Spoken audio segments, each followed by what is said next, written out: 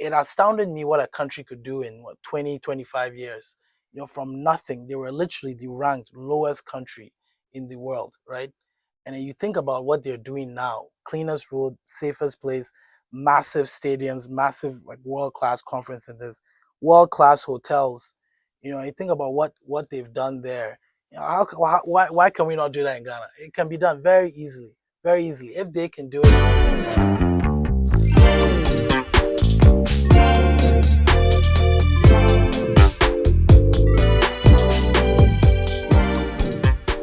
Hey everyone, I go by the name of Adrian Daniels. Welcome to the Sound of Accra podcast.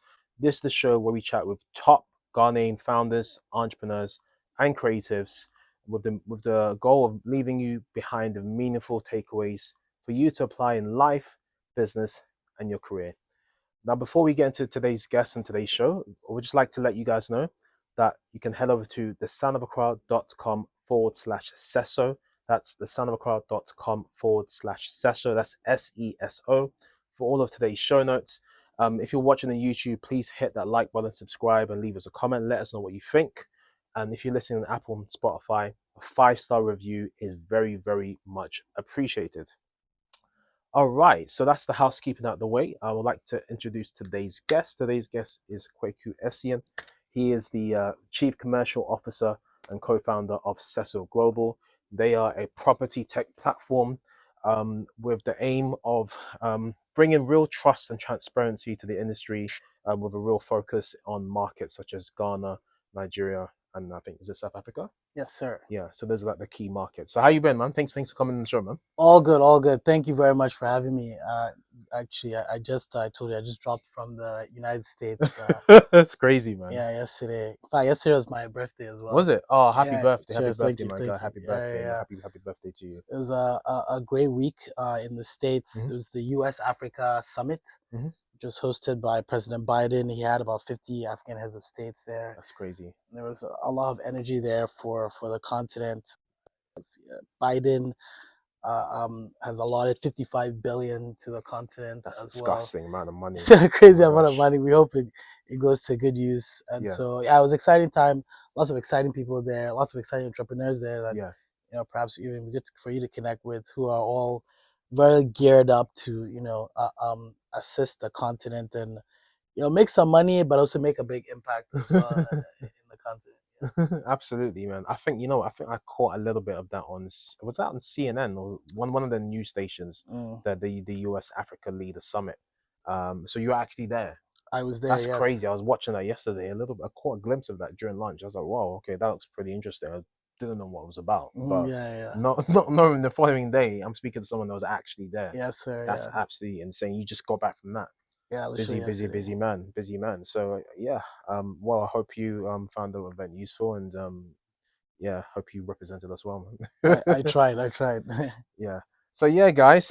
So let's talk about the property tech industries. Of course, SESO Global is a property tech platform. So let's go into it. So, tell us about the property tech industry. So, I mean, especially for listeners that don't know much about Yeah. the industry. Yeah. So great question, and it's good to talk about the tech landscape in general and then understand where PropTech fits within that. So, for the most part, fintech in with respect to at least the continent of Africa is the dominant party. Most people, when they think of tech, think of M-Pesa, which is mobile money, think of Paystack, Mhm. Flutterwave, Mhm. Chipper Cash, etc. These are all great success stories. Yeah. Billion-dollar ideas and companies, that have transformed the continent as a whole.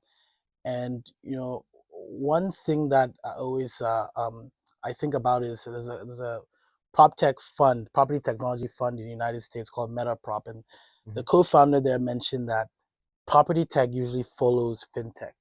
And why is that? It's mostly because obviously, with respect to property transactions, you need payments, an angle of payments within that, right? Yeah. And so whether it's paying for your rent, paying for the property, etc. Mhm. And so we sit at the cusp of that, where property technology, at least in most people's eyes, what most people deal with is usually a classified site. So a website where individuals can go on there and find property. That's typically what most people think of, when they think of property technology, and that's probably at its most base level. It's still very useful, of course. There are websites like Mikasa and others, Nigerian Property Pro, in Nigeria, that provide this level of service. Really, the one issue with those type of property platforms is that there's no real vetting in terms of who can list on there. They just take your money and just put the property on there. Exactly, it's a very simplified business model. I'm not hating on anything, but it is what it is, right?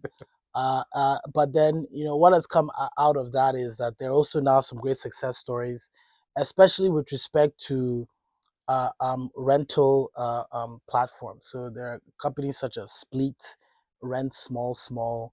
These are companies that typically, one of the issues on the continent is that you have to pay sometimes 1 year, 2 years upfront, right, in terms of rent. So these companies try to solve that issue by allowing you to pay rent incrementally monthly. They'll pay ahead and then you pay incrementally, right? And so that's also a solution that's coming to seeking to transform the market. Airbnb, is I don't want to sort of push that aside, although it's not necessarily an African story. Yeah. It is, as you probably can see, especially in Ghana, has become very, very prevalent. In fact, Airbnb noted to us at SESO that Ghana is the number one fastest growing for Airbnb, and Nigeria is even there as a top 5 as well. Crazy. Wow. Right, and obviously we all know the reasons why, year return, etc. But Mm-hmm. it shows you that that particular platform and its use case has become very useful, especially now that people can do payments much more easily. That's very true. That's Exactly, very true. right? Yeah. And then there are other platforms like Estate Intel, which gives you some more information on sort of valuations and property in terms of pricing and etc. Right? And where SESO sits within that is we're almost well, I like to call ourselves an ecosystem player. And I like to point out that although there are many horror stories, and certainly horror stories travel faster than the positive ones, right? But you sit in Ghana and you realize that people have been buying and selling property for decades, right? And legitimately as well, right? And the issue is just that there are some nefarious characters within it, right, who are able to utilize the gaps and issues in the system, right? And so we have created a platform where we're really just bringing together the sort of vetted parties together into one ecosystem. And so SESO today, as you mentioned, operates in Ghana, Nigeria, and South Africa. And we have boots on the ground in Ghana and Nigeria. South Africa is more of a platform software play, which we'll look to expand across the continent. But in Ghana and Nigeria, for the consumer, it's easy to see us as a broker. Just easy just to see us in that light. The real difference, as I mentioned, between us and others is that we vet the property developments, the units on our platform. And so today in Ghana alone, we work with close to 100 property developers. Whoa. And we have about 10,000 verified units on the platform. Right? That's crazy. And we don't really discriminate in terms of pricing. We sell land in Ep.3 for $5,000. That's sold out quite well. We sell beachfront land for $150,000, 1-bedroom units, condominium style units, 70 grand to 500 grand, depending on the type of unit and the location, and off-plan units. And so we've built out a very robust platform, and you can visit it, of course, www.seso.global. Find the property you like, and we have our agents as well there who take you through that process. And over the last year or so, we've done about 100 plus transactions. And I've been serving mostly diaspora clients. I'll say we serve anyone, but we found with the diaspora clients especially, there's a real use case for them because of the fact that they're not here, and sometimes it's true. hard to trust, some of the agents on there, or even your own family members as well, right? And so we do this in Ghana and Nigeria as well, but there's an extension of our platform that most people don't see, which includes our customer relationship management platform, uh, um, which is similar to in a lot of ways to other platforms out there that do this, but we've created a platform specifically for this particular market, this particular niche. And an extension of that CRM is our land registry platform, which is probably the one of the more interesting platforms and what was utilized in South Africa. So that was the software play there, right? And we can delve a little bit into it as well. Obviously, I'll let you ask your questions, but it's backed by the blockchain. We use an Ethereum network, and now I partner with Cardano, which is the 8th largest blockchain network in the world, as well, to really sort of fully utilize and deploy the solution as well in Ghana and in Nigeria in the coming year. And so all very exciting stuff. And I think for us as a company, especially for me, why even land, why PropTech in general, there are many places that I could have gone. I just find that land, like water and air, is probably like the most essential thing that we don't even think about. Just because we walk on it all day, it's just so basic in our minds that we don't really think about it. But you find that if we had better systems in place, we should and we can have build out whole environments that are well managed, and well deployed, right? We all talk about Wakanda to Wakanda. We could potentially have done that very easily if people weren't just put off by the fact that, hey, I'll buy 200 acres and then some guy will come from out of nowhere and tell me this land is theirs. This land, I end up in court for 10 years.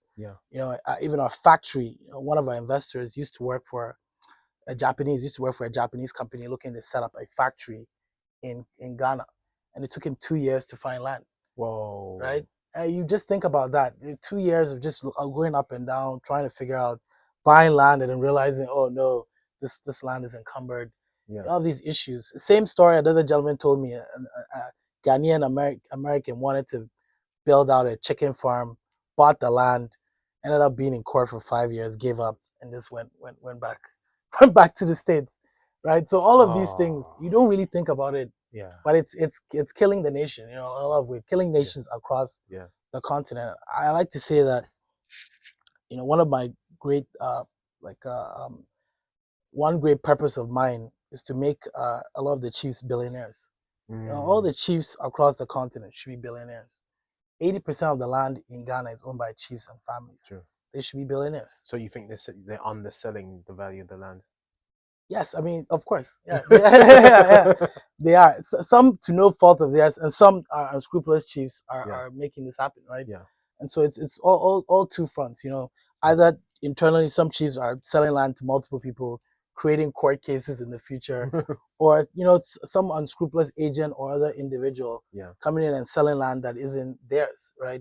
A lot of these things are affecting the fact that there isn't trust and transparency is affecting business, right? And so now it's hard to assess the fair value of land, because you have to price in a certain level of risk, right? And so all of these things are affecting, the continent in a major way. And I feel like the platform that we've built, Hey guys, this is Adrian from the Sound of Accra podcast. I hope you're enjoying this episode. It's just a quick announcement. Now, have you guys been thinking about starting a podcast? I know everyone is starting a new podcast these days, but there's a very, very good reason why everyone is starting their podcast. Now, if you're thinking of starting, launching, growing, and monetizing your podcast, I'm here to let you know that I am now helping hundreds of podcasters around the world to do just that. And I've been doing just that for many years now.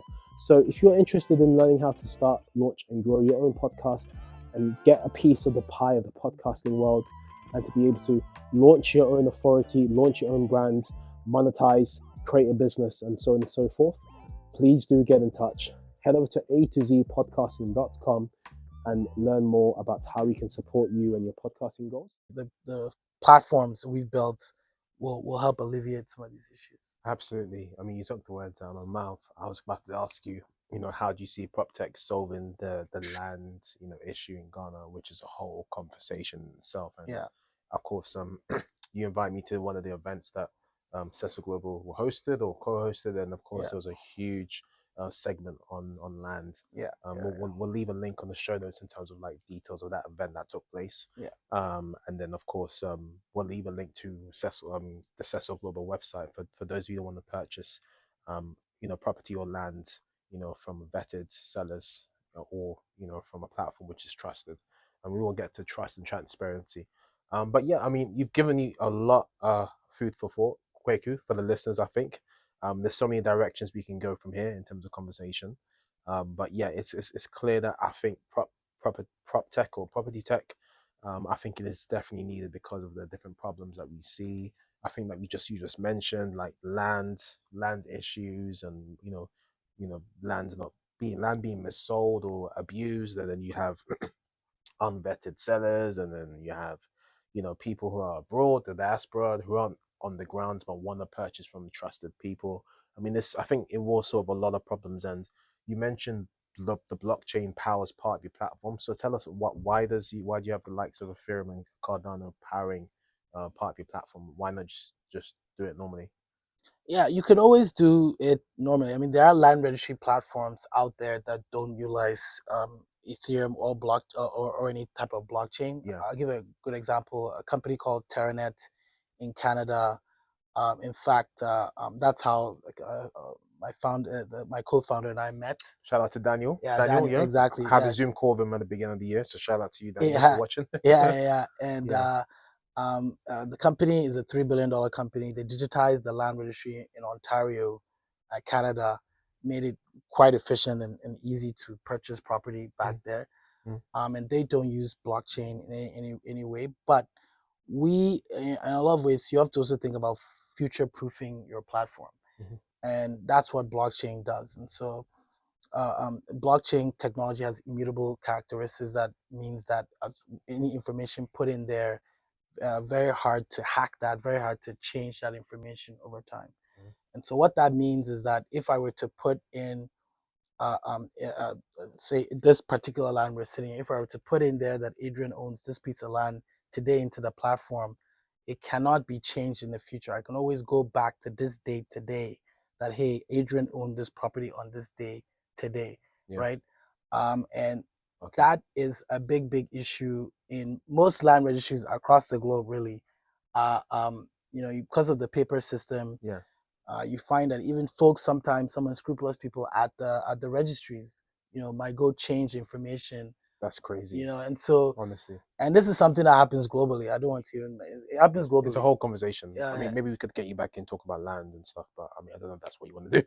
yeah, no problem. No, I mean, Yeah. it is a whole deep conversation, but simply enough, the blockchain allows you to, at least future proof that element, right? Take it off. Mhm, And then as well with Cardano, we're also working on, and we'll put out a white paper soon on this, mhm, with much more detail. But just to mhm, gloss over it a little bit, we will be utilizing tokens as well, to incentivize, a level, and regulate the actions of, the parties within the platform, mm, right? So by this I mean, the agents, the property developers, lawyers, banks, etc.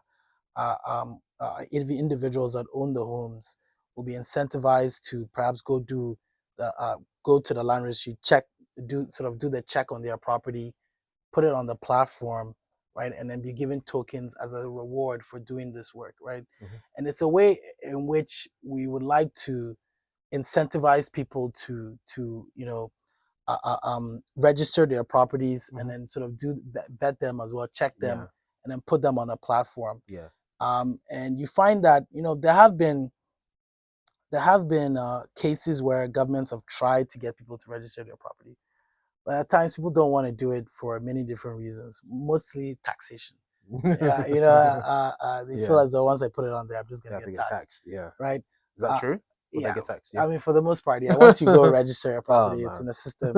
I mean, not I obviously people should get taxed for it, but I Yeah, guess some people should people, get taxed for it, but I think maybe the way people are reacting is that they're getting taxed enough from other areas. of course, yeah, and they feel as though what's the reward for me for doing this? Yeah. No real reward. Yeah. So, but we think the tokens can assist with this, Hmm. as well. Also, we're working with banks where Hmm. individuals will be able to uh, um, be able to perhaps attain mortgages Yeah. for their properties as well. Yeah. For this, this is something we're actively having conversations with Yeah. banks on, where basically where there's a blockchain element to it. Now that means that this property has been sort of certified and approved for mortgages, right? Hmm. And so that also then incentivizes individuals to uh, um, to to register their lands or Yeah. properties, right? Hmm. Or even having access to capital. Perhaps being on a platform makes it much easier for an investor somewhere to easily view your property,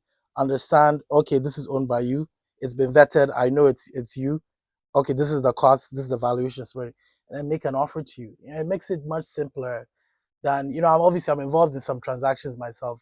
One gentleman build wants to build a 400,000, sorry, 400 acre, not 400,000. That's major, it's too much. 400-acre estate by the beach, in Pram Pram, Hmm. African American gentleman.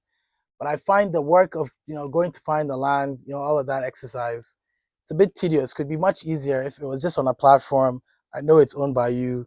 Okay, there's drone shots of the area, Yeah. and if obviously if I need to, I can always go there. Yeah. But a lot of the hard work has been done in terms of vetting who owns what is what, Yeah. right? And so these things, as you can see, this gentleman still wants to do this, right? But imagine how quicker he could have done it if it was on a Oh my platform, gosh.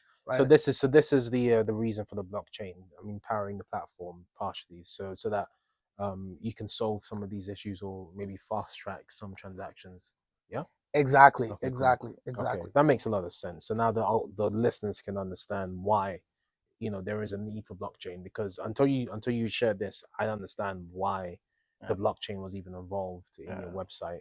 I didn't understand the reason, but now that you share that, it makes a lot of sense. yeah. Cheers. All right, cool. So I mean, I think it makes sense for the listeners to understand a bit more about SESO Global in terms of like how did it come about. You mentioned, of course, land, air, sea, or these are like the essential um, aspects to life. But so hence why you chose to get into this industry. But why did you really start SESO Global with Daniel? Yeah. So as I mentioned, I met Daniel at a workspace in Tema, Yeah. at a workspace in Tema. Yeah. And he had gotten a grant to assist the Ghana Lands Commission Yeah. with digitizing a parcel of land Uh-huh. in Accra. Yeah. And I randomly met him at a workspace a buddy of mine owned in Tema, Spintex Hmm. actually. And I was loudly talking about the company Terranet. And in my former employment, my employers had asked me to do some due diligence research on this particular company. Yeah. They were interested in taking the company to East Africa Yeah. to assist with digitizing the land registries there in those locations. Hmm. We just found that the company was maybe too expensive. They Hmm. also didn't really have a real interest in Africa, other Hmm. countries that they were interested in, Yeah. and a bit too maybe robust for the continent.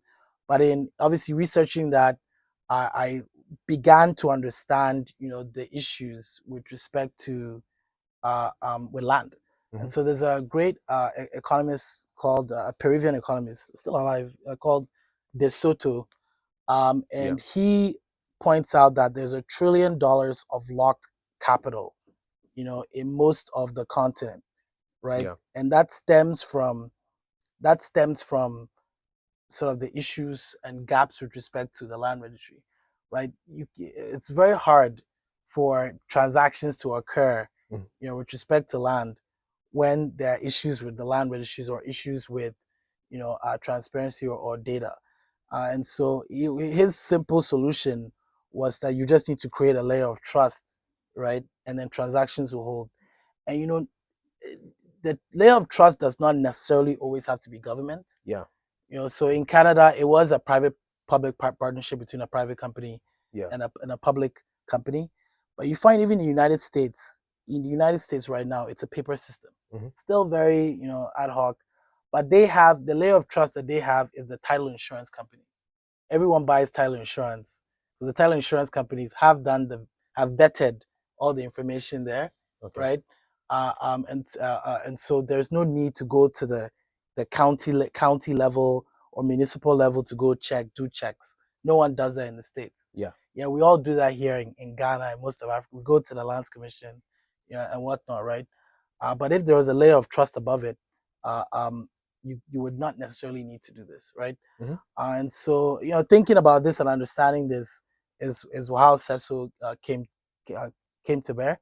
Daniel and I had conversations, after we met around about Terraneg, and basically, decided that when he sort of brought the idea to me about, hey, would you be interested in starting this with me? So, yeah, it would be very interesting. And so, uh, um, we decided to sort of take it on from there. It's been quite a journey, I must say. I have to say entrepreneurship is not the fit for the faint-hearted. Yeah. Certainly not in the continent. But Yeah. the idea makes so much sense to me. And it has worked now. In a lot of ways, our solution has been utilized. So in South Africa, Mm-hmm. it's the first blockchain-based land registry platform utilized in South Africa. Wow. We do sell property in Ghana and Nigeria. So on the brokership side, even that as a business, well, is running. And obviously, COVID was not fantastic. It's not great for anything. But I think we managed to survive that. And now, as I mentioned, I went to the States. It was very exciting being there.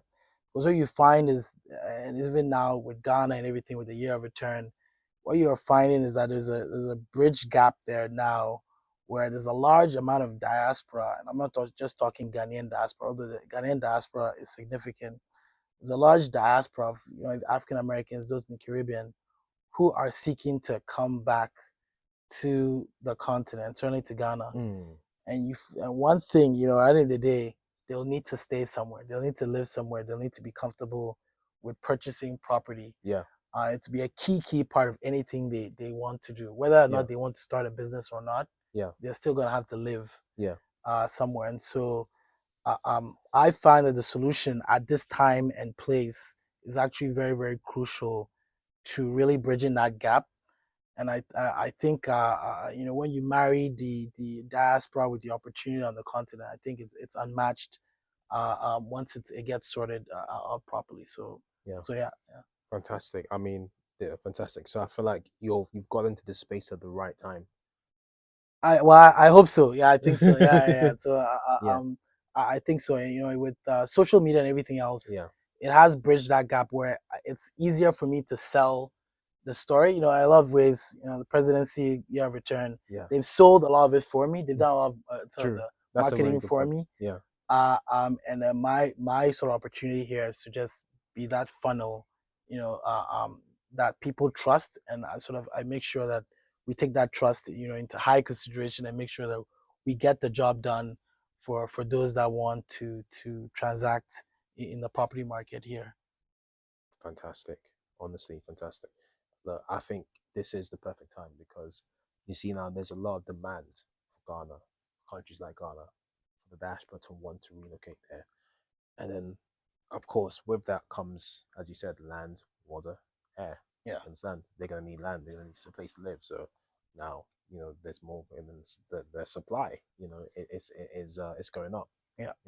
There's more demand, and there's going to be more supply of properties. So I think this is probably like one of the best times for you to be in this industry.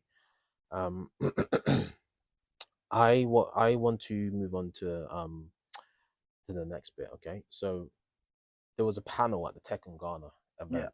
Then they had other PropTech players in the continent, which I think you know about. yeah.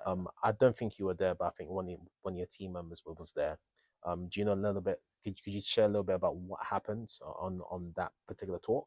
If you do know what if you do know what actually took place. Yeah. I was there. I You were was there. I was there. I Okay, was there. cool. Yeah. So Yeah. my colleague Dansoa, who's our VP of operations, Hmm. represented us at on the panel, and I think represented us very well. Talked a little bit about our solution, and especially sort of what I talked about now in terms of where PropTech is and where SESO is within Hmm. that market. Yeah. We were joined by other folks, Estate Intel, which I mentioned, who's a partner of ours. They they in terms of their platform provide an overview of in terms of data on the property market Yeah. in the continent. And then there was Akakapa as well, who's sort of a broker, a partner of ours, who have we're a traditional broker and have begun to internalize and utilize technology within their processes Mm. as well, right?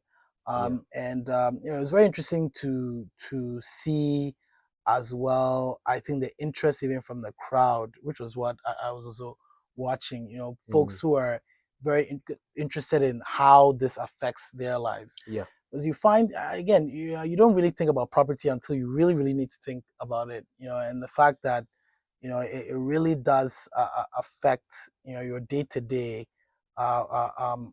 at key moments as well, right? And so Yeah. for us as for us, it was sort of a great panel for us within the tech summit because I Yeah. don't really know. I've never been to one before, and I'm not really sure if there was a ever a PropTech panel within within the summit, Mhm. right? And so it's very interesting to put that placement in there because as I mentioned, it's not one that most people think about. Most fintech, if you want to think about health tech, Mhm.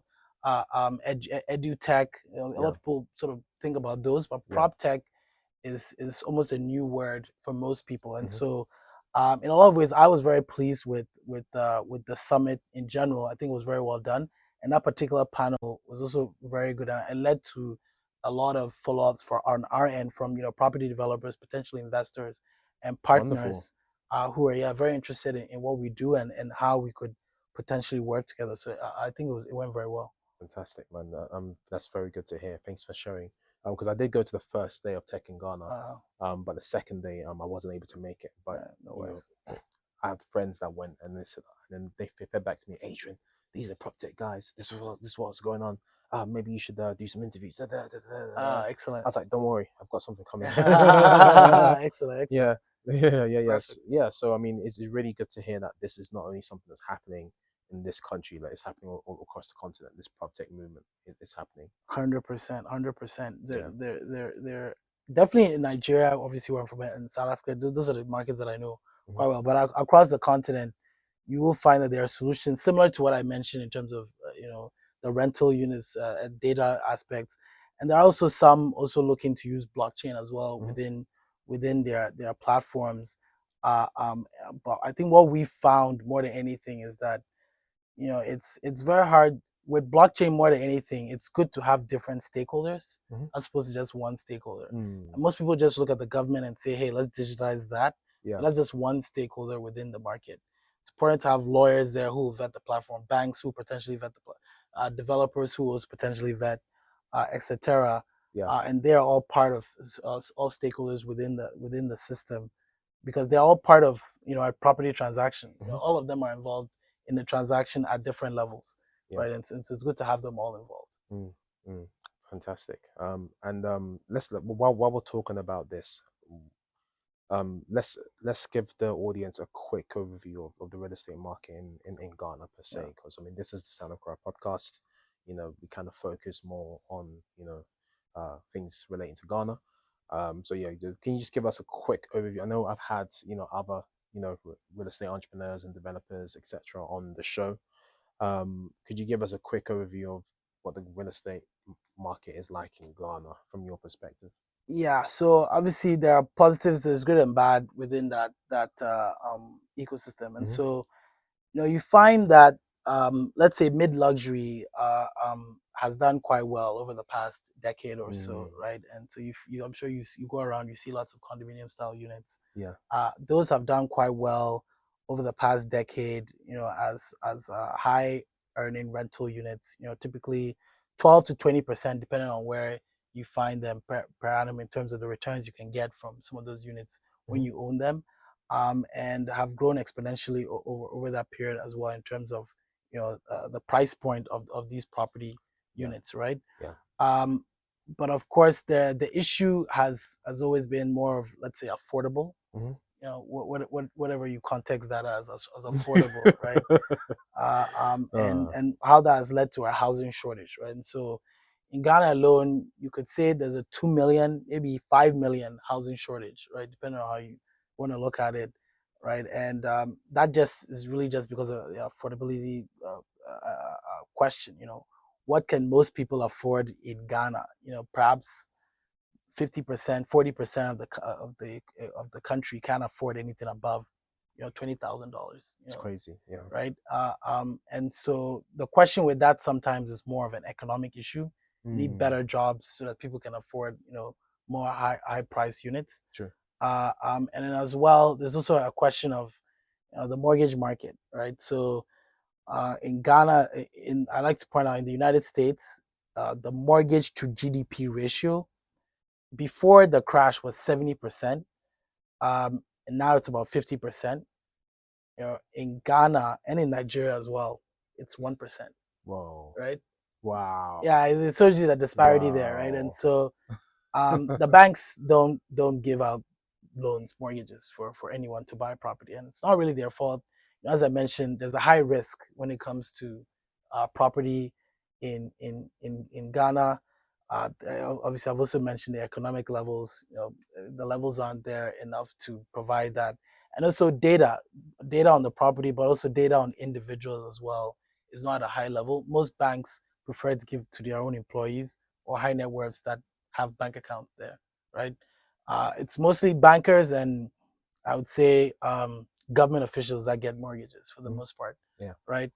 And so this is a big issue in itself, that has to be solved through some economic empowerment. So either whether it's through government or private sector investment into the country. And in my point of view, I believe that the diaspora can assist with this either by purchasing units, which increases supply, and also increases rental supply as well, which is at the end of the day also still good. And then as well, they coming in there and then creating jobs themselves, right? True. I feel one thing that will happen over a period of time is, one of the ideas that we have as a company is to build out, massive estates for retirees, Ghanaian diaspora, but even then African Americans who want to retire back here. A lot of them go to retire in Florida, Atlanta, Mexico, Jamaica, the Caribbean. But why not Ghana? And I think that's something that's already happening. One of our, who would be a great interview for you, perhaps if you want. But one of our customers who ended up being an investor of the company himself, African American gentleman, lived in Brooklyn, and decided with his wife to come live in Ghana. They bought a very nice penthouse in Weja, and decided that they as well want to create this concept called off the wheel, where they want to essentially assist those abroad with saving enough money, 100, maybe 100, 200,000, $300,000 to buy units here in Ghana, and to live here, without the hassle of a mortgage, without the hassle of, being on the wheel, essentially, right? And their money can stretch a bit longer here as well. And he likes to mention that, even if he were to lose everything, he still has the house. He can live on rice and beans. Till a funny guy, but it's essentially that. And so Yeah. obviously can have its potential issues of gentrification and all of that. So it has to be a balanced approach, right? True. And so this is also where I appeal to those in the those multilateral institutions who have been tasked with perhaps financing affordable housing to really sort of look at this issue in a much deeper manner, and to potentially even work with us on on concepts that allow for both employment and residential. So there are groups that have built out industrial parks in Kenya, for example. So you build a massive industrial park. You create factories. You allow for factories, companies to set up there. And what do they need? They need to employ individuals. Once they employ them, then you have a space there also for residential units. So you're just selling the units to those employers, right? And it's easier therein as well. Yeah.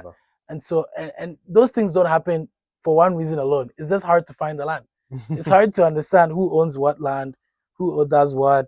And so all of these questions mean most people just, when they're sitting in their office in the States or in Dubai or wherever, don't want to deal with coming down here and hassling to find land, dealing with litigation, etc. Right? Yeah.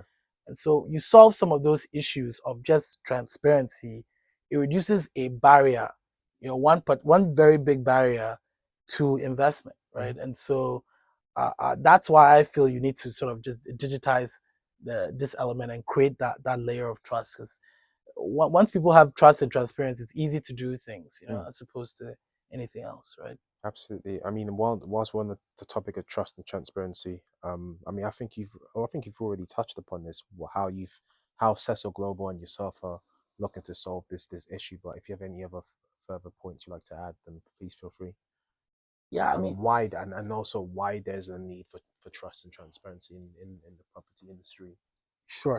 So, I mean, for us, and even the question might be, why trust us, Yeah. as well. So that's Yeah. also a very good question, Yeah. right? So, Yeah. uh, um, and so for us as a platform, and of course, moving forward, I like for people to scrutinize us, criticize us, and help us get better as well. But we just decided, really understood that there are people doing the right thing here, and so we decided to, as a company to start with, we really just focused on property developers who have built out a stock, who've done the vetting of the land themselves as well. Mhm. A lot of them have done this, and are building quality units that have been sold. A lot of these property developers, a lot of them, not everybody, but there are a lot of property developers with 10, 20-year records, right?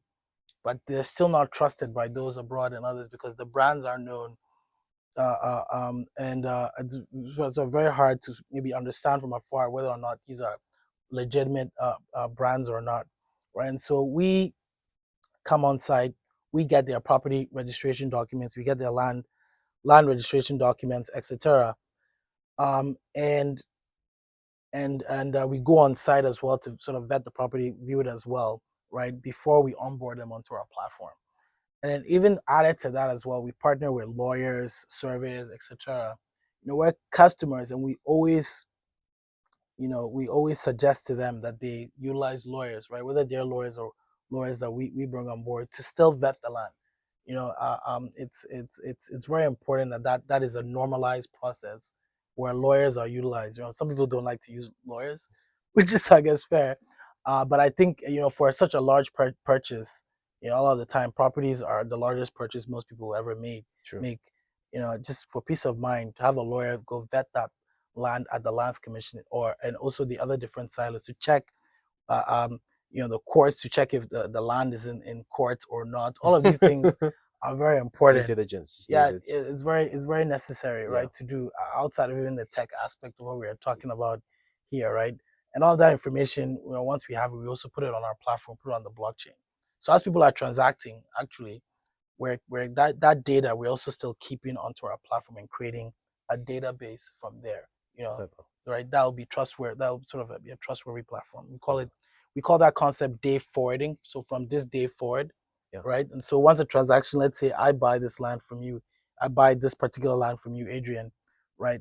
The due diligence and also the transaction history and then the registration of that property, that documentation, a copy of that sits on our platform, right? Perfect. And so, and again, we're building out that level of trust through these mechanisms, right? Mhm. And then we've now built up a sizable size in terms of property developments, and are now focusing on chiefs. You Yeah, love the Chiefs. yeah. No, I have to They're say, the gatekeepers. They're the gatekeepers, man. 100%. They own the land. True, End of the true, day, they true, own the land, true. and I 100% believe they should all be billionaires. They should all be. I'll give a great example. I don't know if you've been to Lagos before I have, yeah. yourself. I have, yeah. I don't know if you've been to a place called Landmark Beach I, Resorts. I don't think I have. No, I haven't. Yeah, please, when you go there next, please visit there. Yeah. It's something that actually Accra should have. I know Accra, we're working on a Marine Drive project, Mm. but the chief of Oneru there gave out the land, joint venture to a group called Landmark, Mm. right? Who built out a fantastic, really beach, marine drive, like Yeah. a sort of resort right Yeah. out there. Live, work, play. Where there's convention center, there's hotel, there's apartments. The beach is set up with restaurants and etc. Hmm. Lots of different activities you can have on the beach as well. Hmm. And this guy's a billionaire now. Whoa. right? The chief is a billionaire, of course. But that's what you said, because there's actually chiefs that are actually billionaires. That's why he said all chiefs should be billionaires. If Yes, he can do it, then others can do it. exactly. All he Just did, by doing a joint venture. joint venture. Oh, He's going to make money for life. He's built the most massive castle for himself, yeah. right? And I want all the chiefs here to have that. All of them should have that, right? And sometimes there's a level of patience involved in it, but but as well, like he managed to do this. I'm sure there's a long level of due diligence there before Negotiation as well. negotiations, Yeah. that got to that level, but it's there now, right? And so Yeah. it's a great example of what can be done.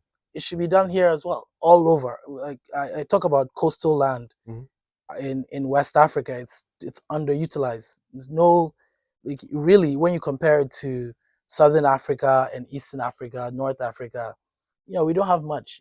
We haven't really been a tourist country until very recently. Mhm. I mean, almost all of West Africa. I think it's mosquitoes more than anything. That was the main reason that hasn't happened. We didn't get a lot of European visitors. We are now getting more diaspora visitors Mhm. into West Africa. But there's a wonderful opportunity to build out the coast. Just build it all out for resorts, residential units. Build a little Florida, a little Miami, little Caribbean resort, Barbados, Bahamas type of environment right across the coast, right? Yeah. And so that's a whole industry in itself, right? Yeah. And so yeah, and so these are some of the things that come out of trust, right? Once someone can trust you, trust a platform, it's easier to do anything on it. It's easier to transact, right? And so that's really just to go a long-winded answer. What trust can bring, is that, right? Industries across the board, whether it's tourism, whether it's at a level of factories, etc. That level of trust can then build out different industries across the board. It's fascinating you said that, because one of my guests on my A Conversation with series, Eric Annan, he's founder of Aya Gigs. He was also at Tech in Ghana event as Okay. well. He told me trust is basically like the biggest currency um, on the continent, because it's very hard to find people that you can trust. Yeah, and I couldn't agree with him, more honestly. Look, Kweku, I've really enjoyed this conversation. Any rapid fire tips you could give for listeners who want to go out and purchase a land and property, or maybe sell some land and property? Rapid fire tips. Yeah, easiest one. Just visit www.seso.global. Find us, and any questions you have, we're happy to answer it. Obviously, we'll be join our newsletter. We put in our information on different types of property. We have their webinars and events that we'll be having throughout the year in Ghana. We also have events in the United States, Canada, in the UK, and we'll be doing a lot more of that over the next year. Now that obviously COVID is kind of gone, and yeah, I think like everything else, it'll be built incrementally, and then all of a sudden it will sort of shoot right up, right? Compound interest. Exactly. And so I think you're right. We're at the right time where we're certainly at the early stages of this, Mhm. but there's a whole renaissance, across the continent, that I see. As I lived in Canada for a long time, and I was very happy to come back here to Ghana, for many different reasons. Obviously, as a child, you leave, you want Yeah. to get out of here, for many different reasons. But I was lucky enough to visit Rwanda, which is a country that I knew very little of, before I visited. Obviously I knew the movie, and the movie wasn't a great representation of what the country is It today. usually isn't Yeah, sometimes. yeah, yeah, yeah, yeah, yeah. It's a completely different depiction, isn't it? Complete. And I tell people to go watch Wademaya's video on Rwanda for those that want to just get a quick glimpse of it. But it astounded me what a country could do in 20, 25 years. From nothing, they were literally the ranked lowest country in the world, right? And then you think about what they're doing now: cleanest road, safest place, massive stadiums, massive, like, world-class conference centers, world-class hotels. You think about what they've done there. Why can we not do that in Ghana? It can be done very easily, very easily. If they can do it there, Yeah. I believe it can be done much easier. I won't say easily. Maybe easily was the wrong word, but much Yeah. easier Yeah, than them for sure. And so yeah, that spurred me to come here. And I think for a lot of people, it's the same mindset. It's a time to come back here. I think and put your stamp your foot forward and get something done with the country for it. absolutely. I mean, absolutely. I think I'll encourage listeners to go and study Rwanda in terms of how they've been able to achieve, all of this, compared to other countries which haven't, you Yeah, know. And of course, there's various reasons why, countries like Ghana haven't achieved what Rwanda has achieved, yeah, and we should, we should. But I think, for political controversial reasons, I'm not going to go into probably why we're not there. But yeah, Kweku, thank you so much for sharing, a lot of insights and gems and telling us about SESO Global and what's happening in the PropTech industry and the real estate industry as a whole in Ghana. Of course, you've already told the listeners where the website is. Where else can listeners, find SESO Global on socials? If you are on yeah, socials, yeah. We're and all on that. yourself as well. Yeah. Yeah, sure. So you can find me on LinkedIn, Kweku Essien on LinkedIn, Mhm. and you can find us as well on Seso on Instagram, Facebook, LinkedIn, YouTube as well for sort of all your content needs. Yeah. And we're also on Twitter as well. And yeah, so please just Google Seso Global. You find us easily enough. And yeah, we're ready to assist. Those looking to buy property, those looking to invest in property as well, and really bridge that gap, which I think it's a big gap out there, right? In terms of matching the opportunity to the capital and to the brain power. And I think that's what we want to do here at Seso. Fantastic. And 2023, really quickly, any plans apart from what you've shared? Yeah, I think we want to sort of become a bigger presence in the countries that we're in for sure. Just consolidate that, make sure that we're not resting on our laurels and ensuring that we're bridging out those partnerships. Hmm. We're hoping to push out some mortgage products for especially those in the diaspora, but also working with some developers on as a large scale estates. Whether they be tourism or more, let's say more affordable type units, Hmm. and maybe potentially move into another country, maybe Kenya or somewhere else in the new year. And so Rwanda. definitely Rwanda. You're right. Yeah. I have to say, yeah, Rwanda, and I'll give just this one last story before I leave, which just takes it back to what I talked about in terms of living. The president of Rwanda, wanted to get more people, investors, high profile people into the country, but didn't have a great hotel, at the time. And so he realized that if you don't have a great hotel, if you don't have a high class hotel, you're not going to get high class people to come into your country. And he went around, asking for funds, from all these international institutions, asking them to build a hotel, and they all thought it was a frivolous thing, something that was unnecessary to do, right? Especially a high end hotel, right? And he Mhm. decided to do it himself. The country did it themselves. They built it Wow. and they sold it for a profit. It's now the Serena Hotel Wow. in Rwanda, and yeah, really at a certain point, that was really the only five-star hotel in the country for a long period of time. Now they have multiple five-star hotels. They're a tourism hub, as we all know as well now, right? And so it comes from also just that aspect of build a certain level of structure, build some some living structures that a Yeah. certain caliber of people want to stay in. You get them into your country, all of a sudden they end up wanting to stay. They like the food, they like the people, then they want to invest, then they have Yeah. business ideas, etc. That's really what's happened in Rwanda in a lot of ways, especially with the tourism side of things, Mm. but even other aspects of business. You build that level of comfort, people will come. Absolutely. I mean, what a great testimony when you can't get something done from other people. Just take the situation into your own hands, and you'll be surprised what you're able to achieve. What a fantastic story.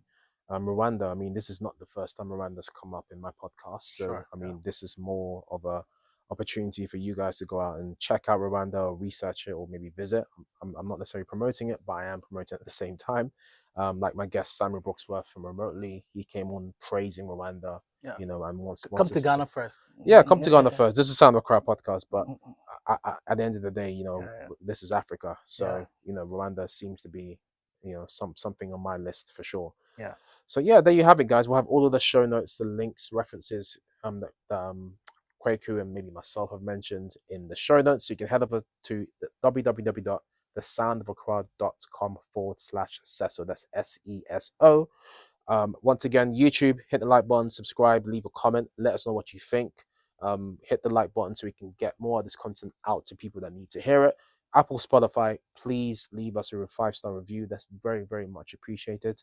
And I will catch you in the next episode. Thank you so much for watching, guys. Hope you enjoy this one. Hey guys, this is Adrian from the Sound of Accra podcast. I hope you guys enjoying this episode. It's just a quick announcement. Now, those of you may have been watching or following the podcast for quite some time now, I would like to hear from you. What do you think of our podcast? What topics do you want to hear from us more? What guests do you want to see? What kind of episodes would you like to see or hear? Please let us know. Drop an email to info@thesoundofaccra.com or fill out a short form in the description below, and me and the team will get in touch with you. Also, if you would like to sponsor future seasons, please do get in touch. Info@thesoundofaccra.com, or we'll drop a form in the description below, and we'll be able to share some information and our decks in terms of how you can get involved in sponsoring a season. And finally, we're working on a paid private community where like-minded Ghanaian creators, entrepreneurs, and even others from the greater African diaspora can come together and up-level themselves as an entrepreneur, as a creative, as a creator, or as an authority in their industry, learning how they can, do better in their fields. Drop us an email, info@thesoundofaccra, or fill out the short form below, and you'll get more information about that coming soon in 2023. Thank you for watching. See you.